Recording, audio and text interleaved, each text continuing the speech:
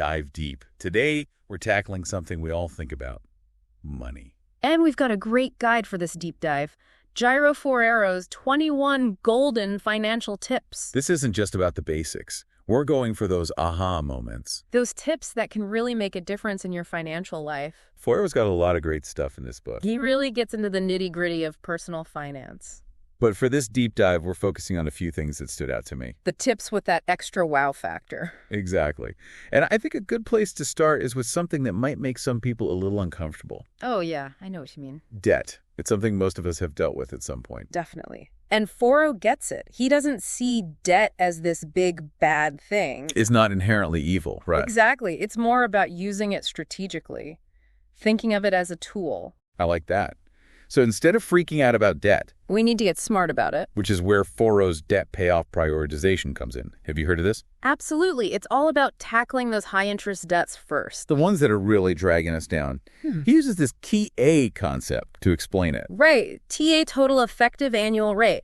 Think of it this way. Okay. You've got 2 credit cards. One's at 10% interest. The other one's hit a whopping 20%. Ouch. That's painful just to think about. Right. And if you're just making those minimum payments on both, that 20% card's going to keep growing like crazy. Exactly. It's costing you way more in the long run. So by focusing on those higher interest rate debts first, you're essentially stopping the bleeding faster. Precisely. You're minimizing the total interest you'll end up paying. And that frees up more cash down the road. Now here's where Forero takes a really fascinating turn. Okay, tell me more. He challenges this whole idea of keeping your finances separate in a relationship. Really? That's pretty common advice, though, isn't it? It is. But Forero advocates for what he calls a financial happiness agreement. Hold on, a financial happiness agreement. What's that all about? He even gives it this really formal name, Acta de Acuerdo de Felicidad Financiera. Wow, I love that. It sounds so much more official than just talking about money. Right. He's basically saying couples need to be on the same page financially. Working as a team. No more tiptoeing around those money conversations. I love it. So we've tackled debt. We're on the same page with our partners. What's next on our journey to financial freedom? Well, we've got to talk about income. And Forero has a pretty bold stance on this. Does he ever? He's not afraid to challenge the status quo, that's for sure. He says your income is actually limited by your mindset. Okay, that's a new one.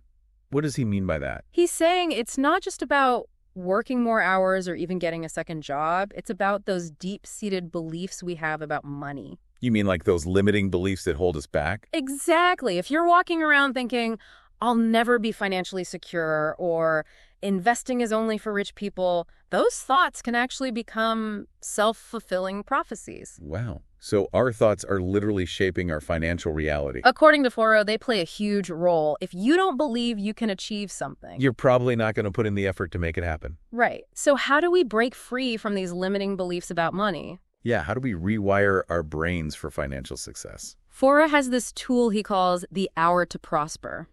He encourages everyone to dedicate 1 hour every single day to their financial growth. Wait, a whole hour every day? I know it sounds like a lot, but it's about making your financial well-being a priority. Okay, I can get behind that.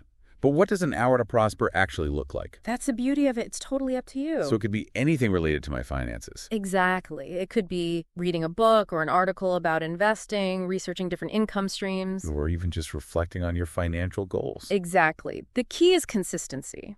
Even if you can only spare 15 minutes some days, it's about making that commitment to yourself. So instead of waiting for someday when I have more time or more money, I'm making the conscious choice to invest in my financial well-being now.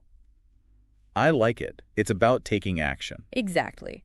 Small, consistent actions lead to big results over time. And to take it even further, Forero has this interesting formula for the ideal number of income streams you should have based on your household size. Okay, now you've got my attention. A formula. Tell me more. He suggests aiming for a number of income streams equal to the number of people in your household plus 1. So for a family of 4, that would be 5 different sources of income. Wow, that's a whole new way of thinking about it. It is. It's about diversifying your income and building multiple layers of financial security. And it all ties back to breaking free from those limiting beliefs, right? If you're constantly exploring new opportunities and expanding your financial knowledge, it becomes less about I can't and more about how can I? Exactly. It's about shifting your mindset from scarcity to abundance. Okay, so we've talked about debt, income, mindset. What about savings? Ah, savings.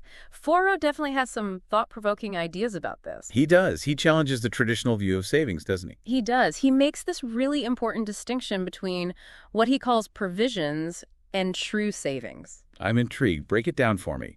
What are provisions in Forero's world? Provisions are for those short-term goals. Think vacation fund, a down payment on a car, maybe a new phone you've been wanting, essential stuff. Right, those near-future expenses we need to plan for. Exactly. But he says that's not really saving, that's just being prepared. Okay, I see. So then what does Forero consider real saving? He calls it saving for liberation. Saving for liberation. That has a nice ring to it. What does that mean exactly? It's about reaching a level of financial security where you have options. You're not just comfortable, you're free to make choices that align with your values and goals. So it's not just about having money in the bank, it's about the freedom that money can provide. I like it. But how do we get there? How do we go from saving for provisions to saving for liberation? Well, one of the tips that really stuck with me is the savings jar challenge. Okay, a savings jar challenge. I've heard of things like this before. What makes Forero's approach different? It's all about the psychology behind it. You grab a jar, he actually suggests a clear one so you can see your progress, and you designate it for a specific savings goal. Got it. So if my goal is to save for that liberation fund we were talking about. Exactly. You'd have a liberation fund jar, and each day you put a small amount of money into the jar. And it doesn't have to be a huge amount. Right. Even a few cents will do. It's about building that habit of saving consistently. I've tried those save your spare change challenges before. I usually give up after a week or two. I hear you. But here's what I find interesting about Forero's approach. He emphasizes the power of visualization. Visualization. You mean like picturing myself sipping cocktails on a beach somewhere while my liberation fund grows?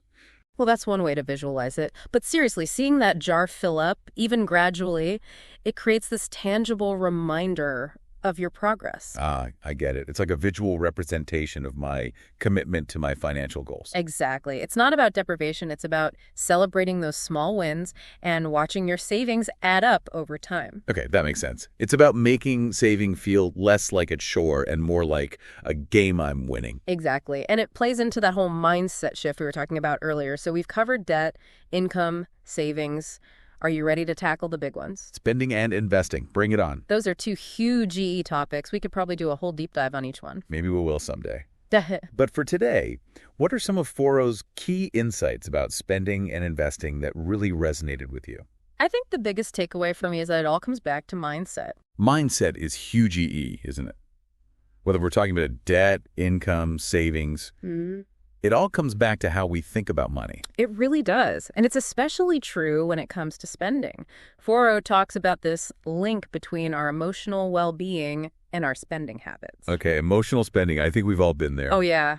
Those impulse purchases, the retail therapy sessions. Guilty as charged. So how does Forero suggest we get a handle on emotional spending? He's all about awareness. He wants us to pay attention to those triggers that lead us to spend money when we're not really thinking clearly. Like when you've had a stressful day at work and suddenly that online shopping cart is looking awfully tempting. Exactly. Or maybe you're feeling a little down and you decide to treat yourself to something new. Been there. So how do we break the cycle? Besides locking up my credit cards when I'm feeling emotional? Well, that's one strategy. But Forero talks about the importance of understanding your financial personality. He uses this term castor. Castor? Is that like a financial astrological sign or something? Not quite. Castor actually means beaver in Spanish. Okay, beavers. Now I'm really intrigued. Think about beavers for a second. They're known for being resourceful, organized, always prepared. Right, those little dam building engineers. Exactly. And Forero says that some people are naturally more like beavers when it comes to their finances, they're planners, they budget. They're not as prone to impulse purchases. So if I'm not a natural-born castor, am I destined to be an emotional spender forever? Not at all. The point is to recognize your tendencies and develop strategies that work for you. If you know you tend to overspend when you're stressed, maybe you need to implement a 24-hour rule before making any big purchases. So I have to sleep on it before I buy it. I like it. Gives me time to come to my senses. Exactly. Or maybe you need to create a separate fun money category in your budget so you can enjoy yourself without derailing your financial goals. Great ideas. So much of this comes down to self-awareness, doesn't it? Knowing our triggers, understanding our spending patterns. It really does. And that same self-awareness is crucial when it comes to investing. Investing. Farero's not afraid to tackle the big topics, is he? He's not. And his approach to investing is really refreshing. He emphasizes that it's not about finding the best investment out there. It's more personal than that, isn't it? It is. He wants you to invest in a way that aligns with your goals, your values, and your risk tolerance. So it's about finding what works for me, not trying to follow the crowd or chase the latest hot stock tip. Exactly. And that takes education, which is something Forero talks about a lot. He's a big believer in financial literacy. He sees it as the foundation for everything else, right? Absolutely. He says the more you know about money, the better equipped you'll be to make smart decisions with it. And how do we become more financially literate? Besides reading his book, of course. It's about consistently investing in your financial education. Reading books, listening to podcasts. Attending workshops, maybe even taking an online course or two. Exactly. It all comes back to that hour to prosper we were talking about earlier. Making that commitment to our financial well-being day after day. It all starts with that first step. And on that note, I think it's time to wrap up this deep dive. I agree. We've covered a lot of ground today. We have. We've talked about debt, income, savings, spending, investing, and, most importantly, the mindset shifts that can truly transform our relationship with money. And it's all thanks to Jairo Forero and his 21 golden financial tips. If you're ready to dive deeper and really take control of your financial future, I highly recommend checking out his work. You won't regret it. So till next time, keep diving deep, keep learning, and keep those financial goals in sight. You've got this.